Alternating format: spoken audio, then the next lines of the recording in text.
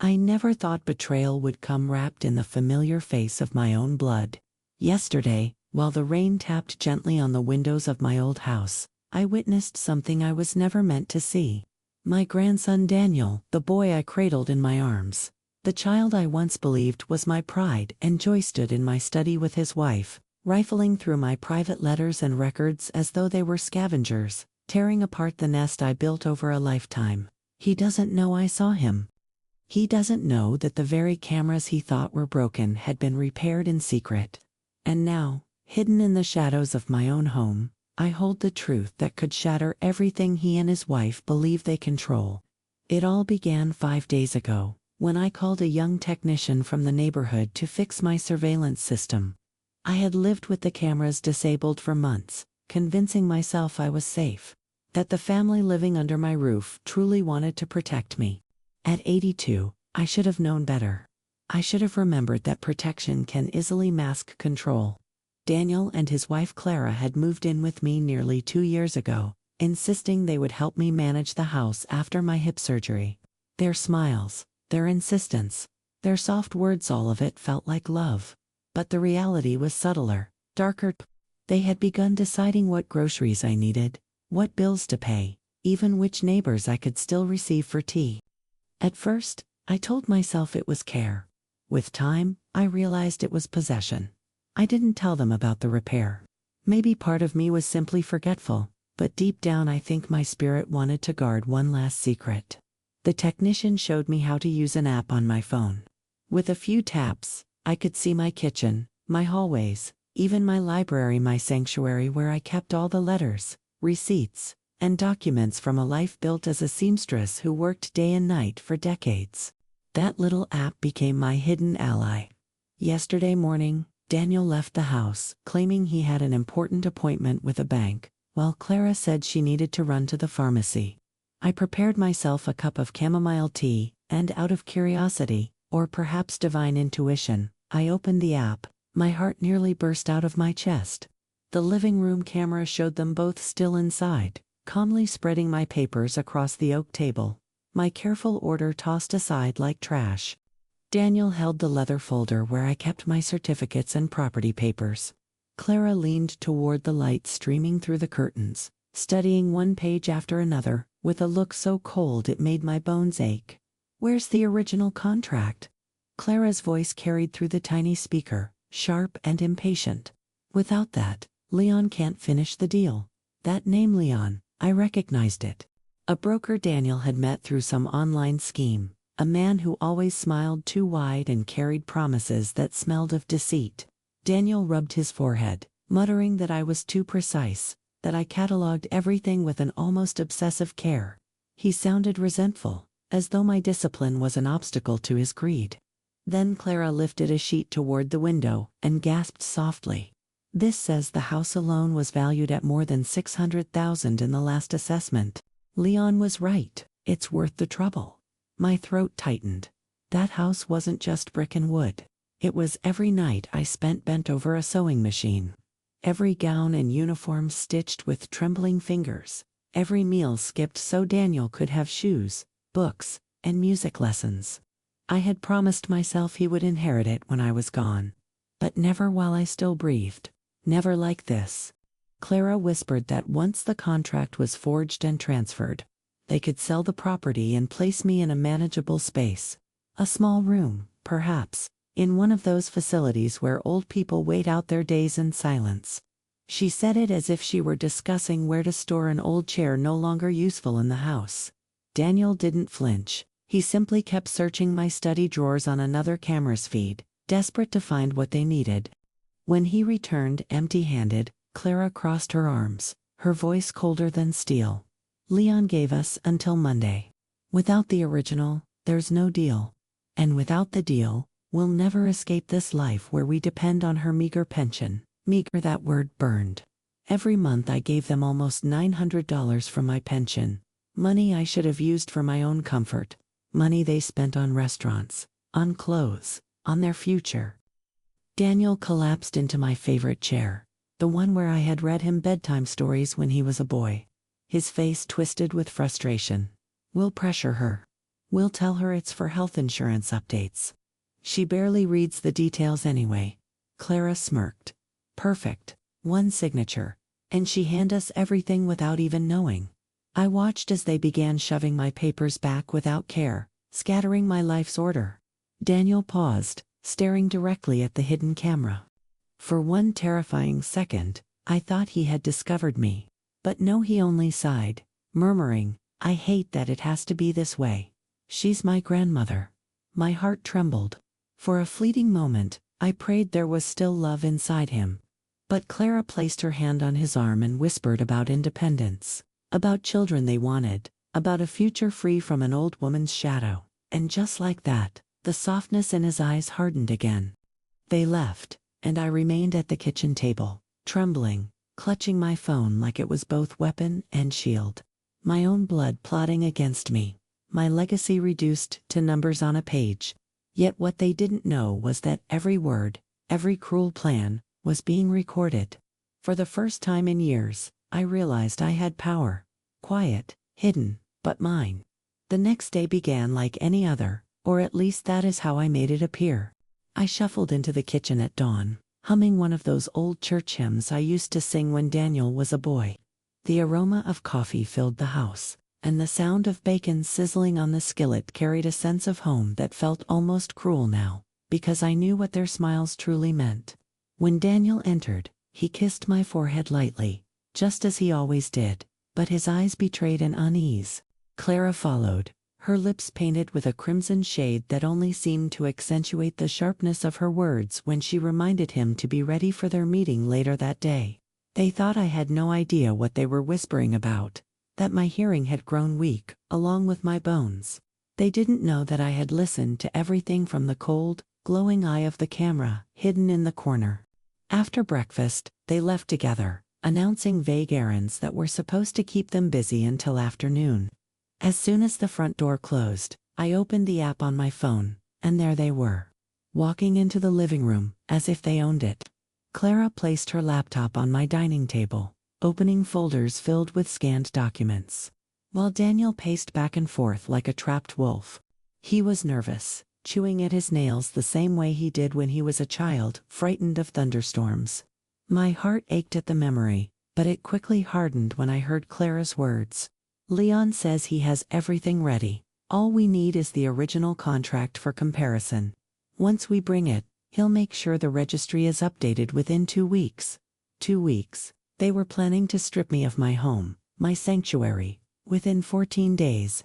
Clara's voice was calm, almost soothing, like a mother promising candy to a child. "Don't worry, Daniel.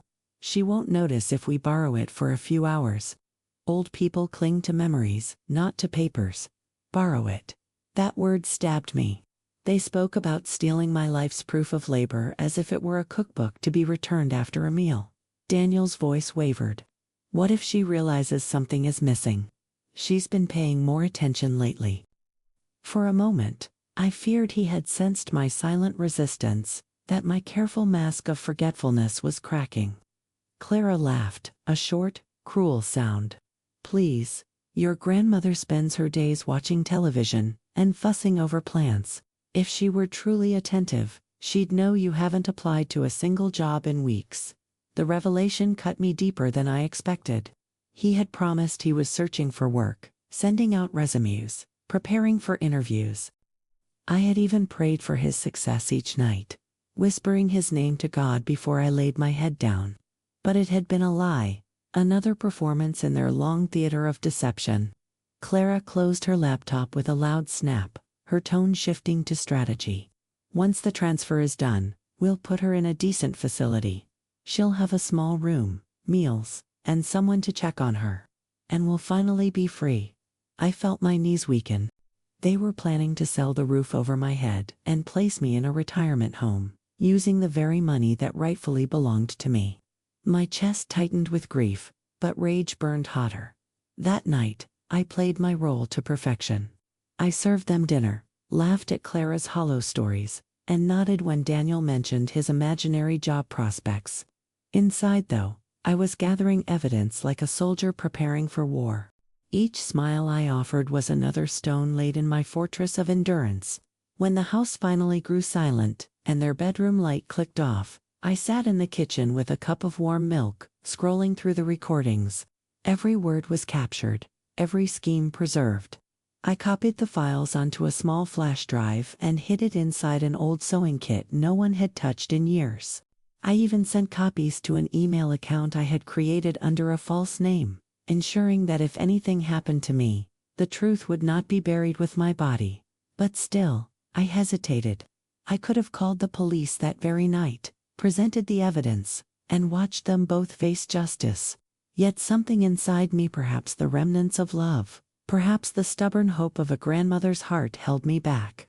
I wanted to look Daniel in the eyes, to give him one last chance to remember who he was before greed poisoned him.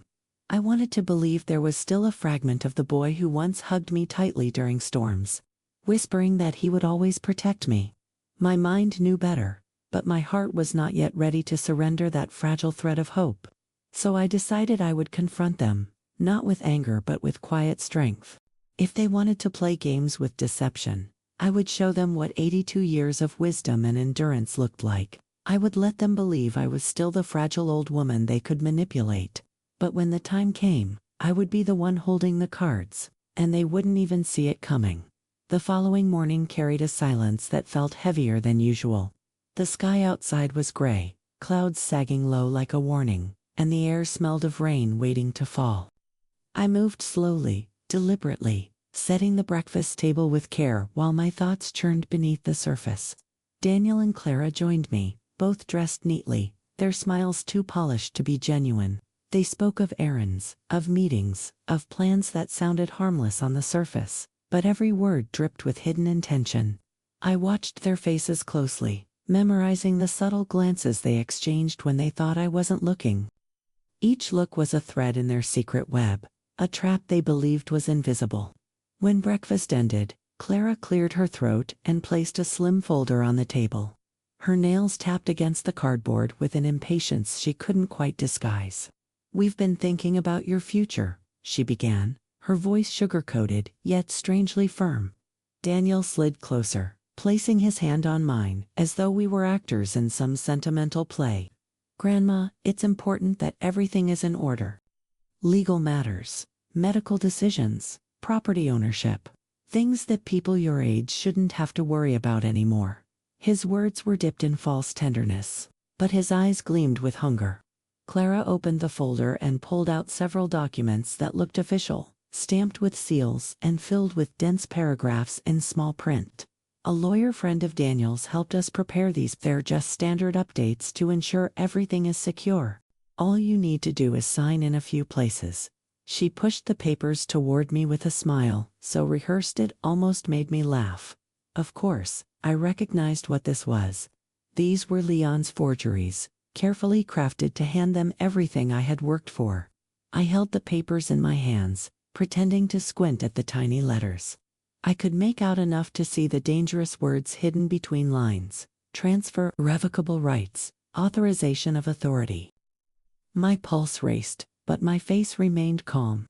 "I don't really understand all this," I said softly, feigning confusion. "Could you explain it more slowly?" Clara's eyes flashed with annoyance before she quickly masked it with another smile. Daniel leaned forward, squeezing my hand. "It's nothing complicated, Grandma. Just boring technical stuff. The important thing is to sign here, here, and here." He pointed at the little X marks scattered across the pages. I set the papers back on the table. "I'd like to read them carefully first. I may be old, but I don't like signing things I don't understand." The air shifted instantly. Daniel's jaw tightened, and Clara's lips pressed into a thin line.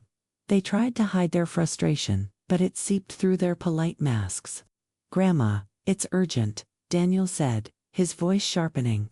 "Leon scheduled us for tomorrow morning. If we don't bring the signed documents, the whole process gets delayed." "What process?" I asked, tilting my head like an innocent bird. Clara leaned closer, her tone coated with false concern. "The process to protect you legally. Don't you trust us?" That was their final card, the manipulation of guilt. If I resisted, It meant I didn't trust my own grandson. I forced a gentle smile and nodded. Of course, I trust you. I picked up the pen lying near the folder, holding it above the first signature line. They both leaned in, their eyes gleaming with greedy triumph. I could almost feel their breath on my hand, the weight of their anticipation. But I didn't sign. I let the pen hover, then set it back down deliberately. You know, I said quietly, I think I'll ask my doctor first if this might affect my insurance. I don't want any complications. That single sentence snapped the mask clean off Daniel's face. His composure crumbled, and the boy I once raised was replaced by a man trembling with fury. You don't need to call anyone, he shouted, his voice booming across the room. Just sign the damn papers. The house fell into silence so sharp I could hear my own heartbeat. I stared at him, my hand trembling slightly, not from fear but from the sheer weight of disappointment. Daniel, I whispered, why are you yelling at me? His eyes widened as he realized his mistake. He tried to backtrack, running his hands through his hair, stammering excuses about stress, money, jobs that didn't exist. Clara placed a hand on his arm, her smile stretched thin, her voice calm and rehearsed. He didn't mean it. We're all just overwhelmed. That's why it's better to finish this now, and not prolong the anxiety. I stood up slowly, my back straight despite the ache in my bones. I understand stress, I said firmly. But I'm not signing anything until I'm sure what it means. I'm old, not a fool. My words cut through the air like a blade. Daniel lowered his gaze, muttering that nobody had called me a fool. But the tone of his voice carried a dangerous edge I hadn't heard before. I slid the documents into the nearest kitchen drawer, a symbolic act of defiance, and walked away without looking back. Behind me, I could hear them whispering frantically, their voices low and sharp, plotting their next move. In that moment, I knew the battle lines had been drawn. I retreated to my bedroom under the pretense of needing a nap, though my heart was far too restless for rest. I locked the door, sat on the edge of the bed, and opened the app on my phone. The tiny screen glowed in the dim light of my room, and there they were, still sitting at the dining table, whispering in urgent tones. Clara's face was twisted with frustration, her fingers drumming against the wood. She was supposed to sign without question, she hissed. She's been too cautious lately, like she suspects something. My chest tightened at her words.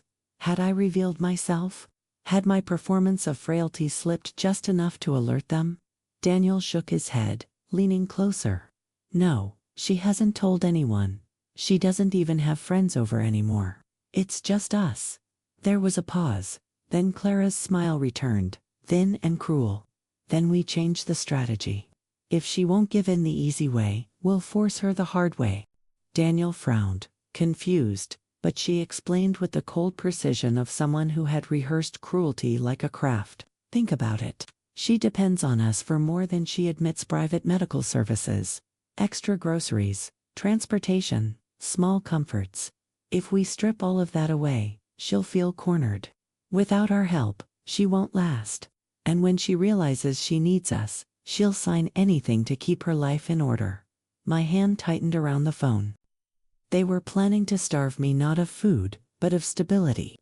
They wanted to create chaos in my carefully balanced life, to turn comfort into desperation, until my only way out was to surrender everything I owned. Daniel hesitated, but then I heard the pride creep into his voice. That might actually work. The way he said it, like a student praising a clever teacher, made bile rise in my throat. Clara leaned back, satisfied, outlining the plan. We'll start immediately. Cancel her supplemental insurance today. Tomorrow, no car for her doctor's appointments. No more helping with groceries. Let her try to carry bags on the bus at her age. In less than 2 weeks, she'll break. I felt my chest constrict. They knew my vulnerabilities with terrifying accuracy, because I had shown them over the years out of love and trust. My weak hip, the arthritis in my hands, the way I relied on the car for long trips. The comfort of having insurance for emergencies, all of it had been cataloged by them, like predators studying prey. They had memorized every detail of my dependence and were ready to weaponize it against me. Later that afternoon, I sat in the living room pretending to watch one of my old dramas on television. My eyes never left the flickering screen, but my ears stayed sharp, tuned to the murmurs coming from the next room. Daniel's voice drifted down the hallway as he spoke on the phone. "Yes, I'd like to cancel the supplemental policy for Mary Johnson. Effective immediately. Yes, I'm her grandson. I handle her affairs."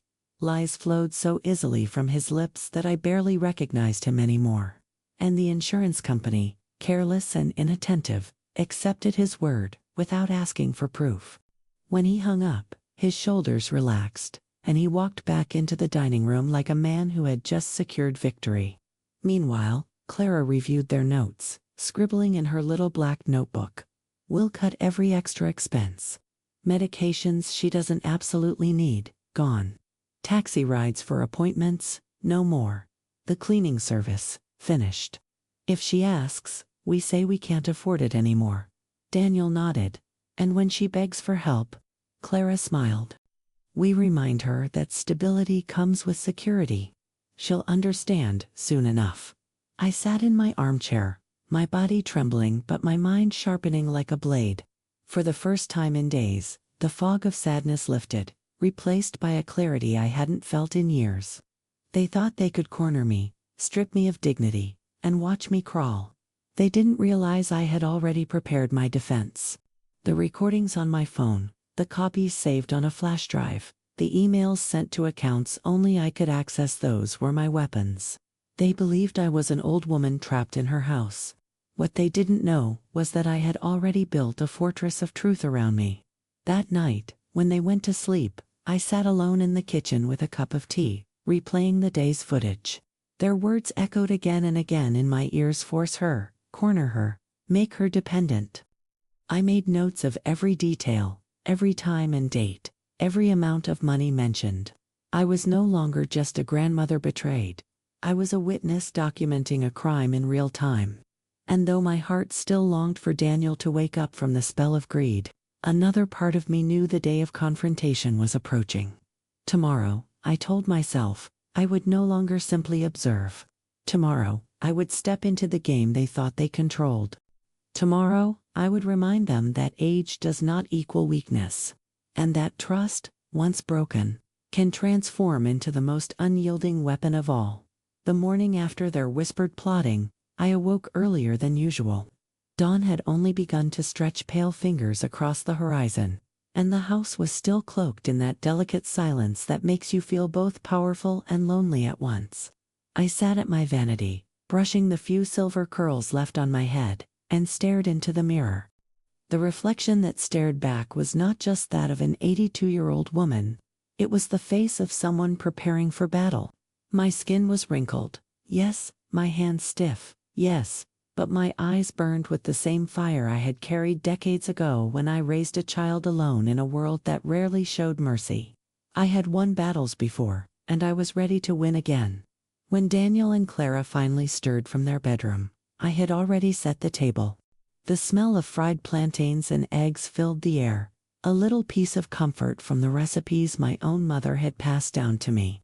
I watched them carefully as they entered the kitchen, rubbing their eyes, forcing polite smiles. They acted like nothing was wrong, but their glances betrayed them. Daniel's shoulders sagged with unspoken guilt, while Clara's eyes held the sharp glimmer of someone determined to finish what she started. I offered them plates as though my heart hadn't been shattered the night before. Pretending became my shield. After breakfast, they tried their new act of sacrifice.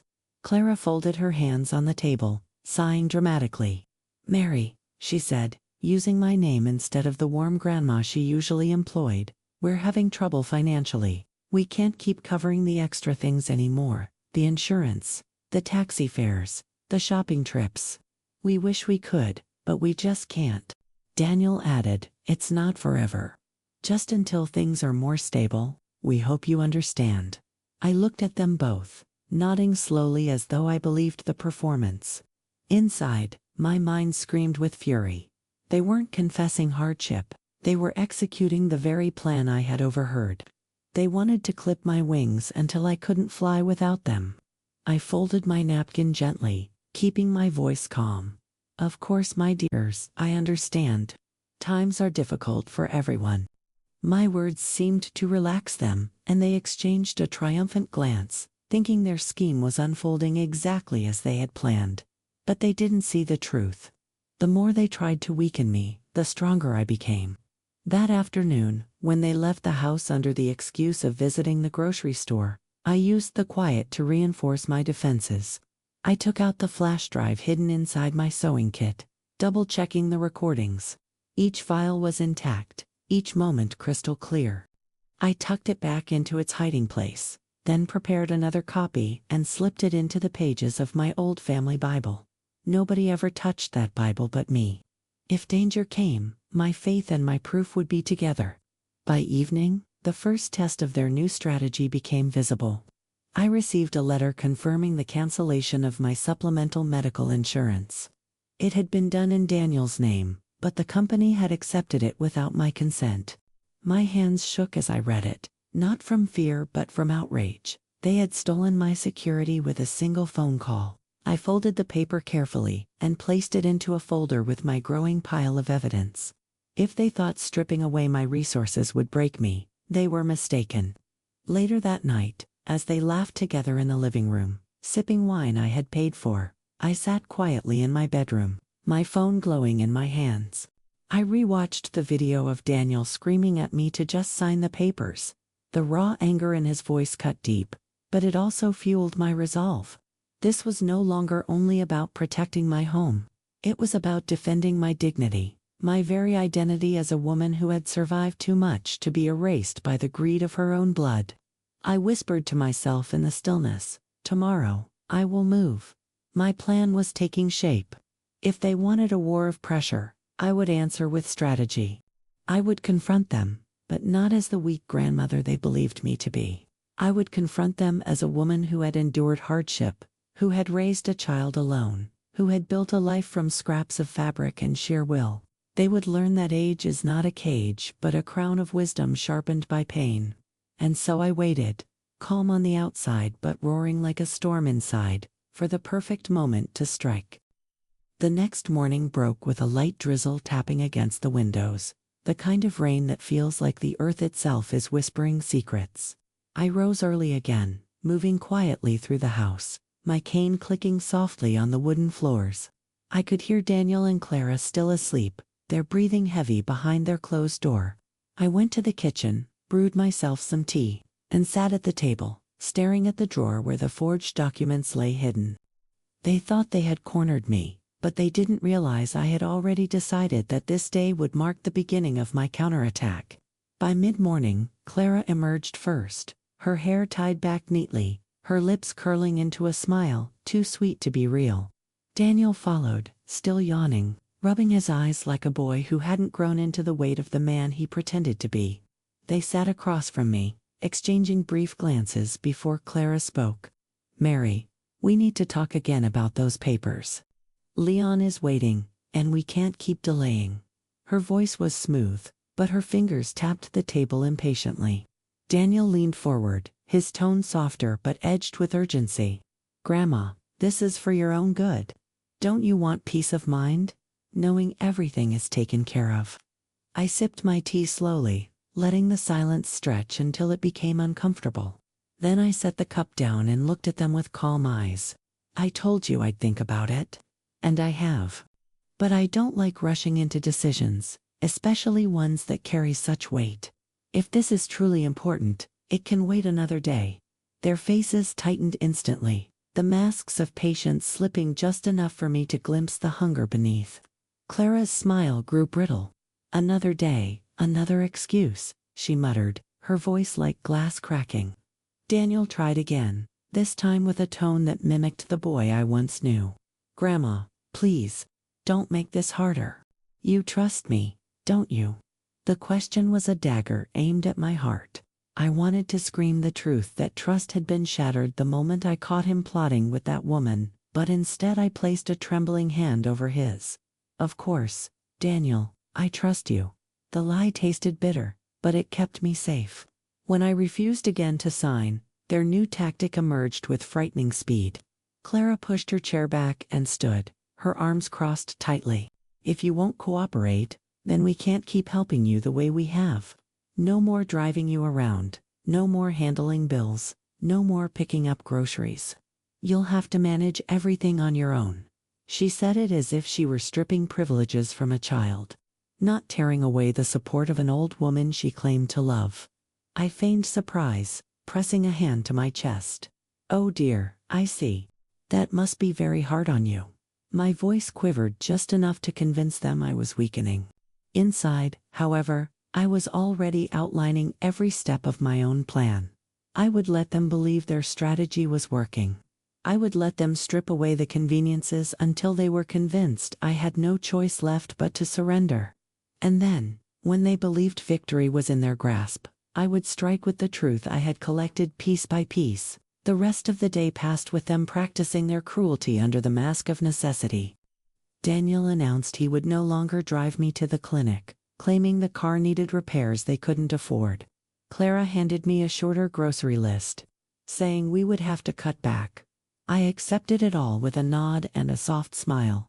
But inside, I memorized each insult, each manipulation, and added it to the growing case I was building. That night, once they had retreated to their room, I sat at the kitchen table with the dim light of the overhead lamp casting long shadows on the walls. I opened the app on my phone and watched the recordings again, carefully noting the times and words. Each video, each audio clip, each document they had left behind became part of my arsenal. I whispered to myself, patience. Let them think they're winning. When the time comes, the truth will bury them. And for the first time in weeks, I felt a strange calm settle over me. The fear was still there, but beneath it pulsed something stronger, resolve. The battle was far from over, but I was no longer a victim waiting to be devoured. I was a woman preparing to reclaim her dignity, and I would not go quietly into the shadows of their greed. The following day began with a heaviness in the air, as if the house itself could sense the storm that was gathering within its walls. I moved slowly, deliberately, pretending to be weaker than I felt. Every step with my cane was a performance, every sigh a line in the play I staged for Daniel and Clara. They believed they were the directors of this cruel theater, but in truth, I had already begun rewriting the script. At breakfast, they avoided eye contact with me. Clara scrolled on her phone while Daniel picked at his toast, the silence between them charged with frustration. Finally, Clara broke it. "Mary," she said firmly, her voice lacking even the pretense of affection now. "Leon is expecting those signed papers today. If you delay again, you'll ruin everything." Daniel looked up, his eyes narrowing. "Grandma, please don't make this worse than it has to be. This is the only way we can guarantee your future." I set my fork down and folded my hands. "My future," I repeated softly. "I thought it was about yours." The words hung in the air like smoke. Daniel flinched, and Clara's eyes hardened. "That's not fair," she snapped, but the tremor in her voice betrayed her fear. She knew I was no longer as pliable as she had imagined. They pushed the papers toward me again, the pen resting on top like a dagger demanding blood. I glanced at them briefly, then slid the folder back. "I'll think about it." The fury on Clara's face nearly broke through her carefully constructed mask. Daniel rubbed his temples, muttering about deadlines, about how Leon wouldn't wait forever. I pretended not to hear, rising slowly and excusing myself to the garden. The air outside was cool and crisp, the earth damp from last night's rain. I breathed deeply, letting the strength of the world around me fill my lungs. Later that afternoon, I overheard them whispering in the living room. The door was cracked just enough for their words to slip through. Clara's voice was sharp, filled with venom. "She's resisting too much. If she won't give in, maybe we should remind her what happens when she refuses our help. Let's cancel the grocery order this week. Let her carry those heavy bags alone. She won't last." Daniel hesitated. "She's still my grandmother." But Clara cut him off, her tone icy. "She's an obstacle. The sooner you see that, the sooner we'll be free." Those words pierced me deeper than any knife. An obstacle. That was what I had become to the woman he loved and, by extension, to him. No longer a person, no longer the grandmother who sacrificed everything so he could have shoes on his feet and food in his stomach, but a barrier to be removed. I pressed my hand to my chest to steady my heartbeat and retreated to my room before they could notice me. That night, I strengthened my defenses once more. I copied the latest recordings onto another flash drive and slipped it into the lining of an old winter coat hanging at the back of my closet. I created yet another backup online, using an email account with a name even Daniel wouldn't recognize. If they ever managed to find and destroy one piece of evidence, 2 others would rise in its place. My entire life had taught me how to prepare for storms, and this one would be no different. As I lay in bed, listening to the muffled laughter of Daniel and Clara down the hall, I felt a strange peace settle over me. They believed I was cornered, weakened, ready to surrender. But they didn't know that every cruel word, every manipulative scheme, every false smile was being woven into a rope strong enough to hang their lies for the world to see. The moment of confrontation was approaching, and when it came, it would not be I who trembled.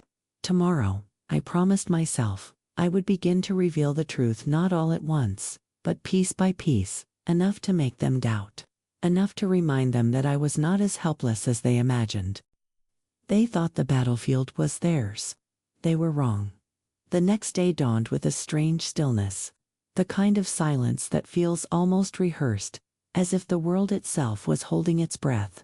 I moved about my morning routine carefully, every motion calculated. I fried eggs, toasted bread, and placed the plates on the table with steady hands, though inside my heart beat like a drum. Daniel and Clara entered the kitchen together, their faces tight with determination. There was no more sweetness left in their smiles, no warmth in their greetings. They sat across from me, staring as though they were waiting for me to crumble before their eyes. After a strained breakfast, Daniel leaned forward, his elbows pressing into the table, his voice low but heavy. "Grandma, this has gone on long enough. Leon won't wait, and neither will we. You need to sign the documents today." Clara added quickly, "We can't keep playing this game, Mary. If you don't cooperate, then you'll have to face the consequences." She didn't bother to hide the threat in her tone. It slithered between her words like a serpent. I folded my napkin and looked at them calmly. "Consequences?" I asked, my voice steady, despite the tremor in my chest. Clara crossed her arms, leaning back in her chair. "Yes. You can't expect us to keep carrying your burdens when you refuse to think of our future. If you won't trust us, then maybe you'll learn how difficult life can be on your own." Daniel's face tightened with discomfort, but he didn't argue. His silence cut deeper than any words. The rest of the day, their new campaign of punishment became clear. Clara announced she wouldn't be driving me to the market anymore. "We need the car for ourselves," she said coldly. Daniel avoided my eyes, pretending to be busy checking emails that didn't exist. I nodded as if I accepted their decision, but inside, every detail became another stone in the wall of evidence I was building against them. In the afternoon, I tested their cruelty. I asked Daniel if he could pick up my prescription from the pharmacy. His answer was swift and sharp. "We don't have the money right now. You'll have to wait until next month." He didn't look at me when he spoke. My chest ached not from lack of medicine, but from the memory of the boy who once promised me, with childish sincerity, that he would always take care of me when I grew old. That promise had rotted into lies. When they left the house that evening, I opened the drawer where the forged documents rested. I studied each page carefully, reading the legal jargon line by line. Hidden among the paragraphs were the traps: transfer of ownership, irrevocable authorization, power of attorney. It was not just an attempt to steal my home, it was an attempt to erase me from my own life. If I signed, I would no longer have control over my money, my property, even my medical choices. They wanted me not just out of the house, but out of my freedom. I placed the papers back into the drawer, but before closing it, I whispered to myself, "You will not take me away piece by piece. Not while I still breathe."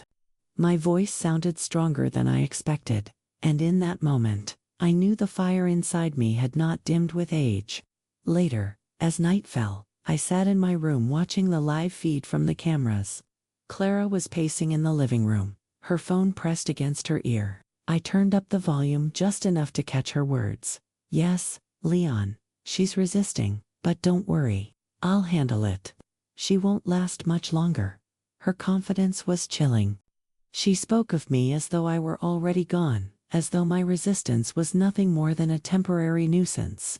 Daniel sat nearby, his face pale, his shoulders hunched. I recognized the conflict in his eyes, the tug of loyalty battling with greed. For a moment I thought he might speak up, might finally stand against Clara's cruelty. But then he sighed, rubbed his face, and muttered, "Just tell me what to do." And with that, the last flicker of hope inside me dimmed. He had chosen his side. I turned off the feed and leaned back in my chair, staring at the ceiling. The house I had built, the home I had protected with sweat and sacrifice, was now a battlefield. But they didn't know I had weapons of my own. They didn't know that every threat, every lie, every moment of cruelty was being preserved. Soon, I would use it. Soon, I would show them that the woman they underestimated still had enough strength left to change the ending of this story. Tomorrow, I promised myself, would not belong to them. Tomorrow, the tide would begin to turn. The following morning arrived, cloaked in tension, as if every wall of my house was listening, waiting for the inevitable confrontation. I moved slowly, deliberately, dragging my cane across the floor, while Daniel and Clara sat in the kitchen whispering before I entered. Their voices stopped abruptly when they saw me, replaced by strained smiles. I knew then that they were preparing something more forceful. Daniel slid the folder toward me once more, his hand trembling slightly. "Grandma, please. We can't keep delaying this. Leon is pressing us harder. We need your signature now." His eyes darted nervously toward Clara, as though seeking permission. Clara's gaze was hard as stone. "Mary," she said, her voice stripped of all pretense, "this is your last chance to make things easy. Sign today, and we can all move forward peacefully. Refuse, and we won't be responsible for what happens next." I looked at them both in silence, letting the weight of the moment sink into the air. My heart pounded, but my face betrayed nothing. Finally, I smiled faintly. "You're right. It's time for things to move forward. But before I sign, I'd like to ask you something." Clara frowned, suspicious, while Daniel leaned forward, eager to seize what he thought was victory. I continued, my voice calm and deliberate. "Do you remember when you were a boy, Daniel? When storms frightened you and you would crawl into my bed, trembling? Do you remember what you said to me?" His face paled, his lips parting, but no words came. "You said you would always protect me when I grew old. That was your promise." The silence that followed was suffocating. Clara broke it with a sharp laugh. "Promises made by children mean nothing now. This is reality. And reality is, we need that signature." She pushed the pen toward me, her eyes blazing. Daniel remained frozen, trapped between memory and ambition. I picked up the pen slowly, holding it between my fingers. They both leaned forward, their breaths quickening. Then I set it down deliberately and pushed the folder back across the table. "No," I said softly, but firmly. "I will not sign. Not today. Not ever." Clara's face twisted with rage, her voice rising. "Do you think you can survive without us? Do you think anyone will help you? You'll be nothing without our support. Nothing." Daniel slammed his fist on the table, his mask finally shattering. "Why are you making this so hard? We're offering you security, and you're throwing it away." I stood slowly, my back aching but my spirit unbroken. "No. What you're offering is chains disguised as kindness, and I will not wear them." My words sliced through their fury, leaving them momentarily speechless. I turned and walked toward my room, leaving the folder and the pen abandoned on the table. Behind me, their voices erupted in whispers, sharp and frantic. I closed my door, locked it, and leaned against it, breathing heavily. My body shook with both fear and exhilaration. The war had now fully broken into the open. That night, I reviewed the recordings again, making sure every outburst, every threat, every word of manipulation was captured clearly. The video of Daniel shouting. The audio of Clara's threats. The documents spread carelessly across my table. All of it painted a picture that no judge/no police officer, no jury could ignore. The truth was mine, and it was powerful. Yet still, a part of me longed for one last chance to save Daniel from himself. He was my grandson, my flesh and blood. I had raised him with stories of integrity, with lessons of honesty, with sacrifices no one else had seen. I could not believe those lessons had been erased completely. I needed to know if the boy I loved still lived inside the man who had betrayed me. So I made my decision. Tomorrow, I would confront them directly. Tomorrow, I would reveal that I knew everything, that I had seen and heard every word. I would give Daniel one final chance to turn back before it was too late.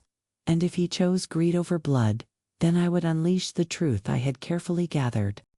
Tomorrow, they would learn that the woman they thought they could break had been recording their every move. Tomorrow, the hunter would become the hunted.